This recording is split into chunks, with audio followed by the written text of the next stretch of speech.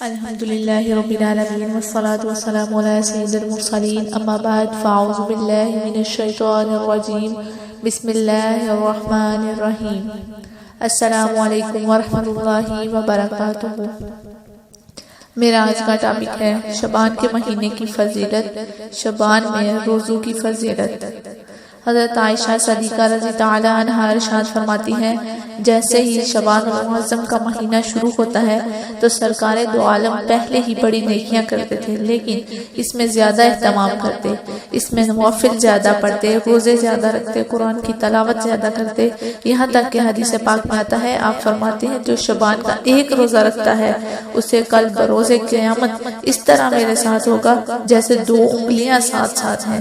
حدیث میں آتا ہے جو شعبان مبارک کی ابتدا اور آخر میں 3 روزے رکھتا ہے، اللہ تعالیٰ اسے جنتی اونٹنی عطا کرے گا جس پر سوار ہو کر وہ جنت میں جائے گا۔ تو شعبان کا مہینہ بہت ہی برکت والا مہینہ ہے، ہمیں اس مہینے میں زیادہ سے زیادہ اہتمام کرنا چاہیے، زیادہ سے زیادہ عبادات کرنی چاہیے۔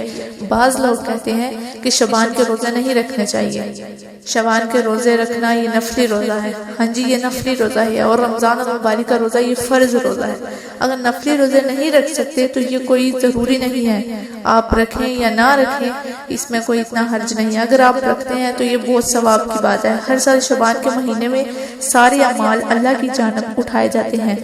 حضرت اسامہ بن زید نے فرمایا، میں نے عرض کیا اللہ کے رسول، جتنا میں آپ کو شعبان کے مہینے میں روزہ رکھتے دیکھتا ہوں اتنا کسی اور مہینے میں نہیں دیکھتا۔ آپ نے فرمایا رجب رمضان کے درمیان یہ ایسا مہینہ ہے جس سے لوگ غفلت برتتے ہیں، یہ ایسا مہینہ ہے جس میں آدمی کے اعمال رب العالمین کے سامنے پیش کیے جاتے ہیں، تو میں چاہتا ہوں کہ جب میرا اعمال پیش ہو تو میں روزے سے ہوں۔ سبحان اللہ وما علینا الا البلاغ المبین۔ الحمد للہ رب العالمین۔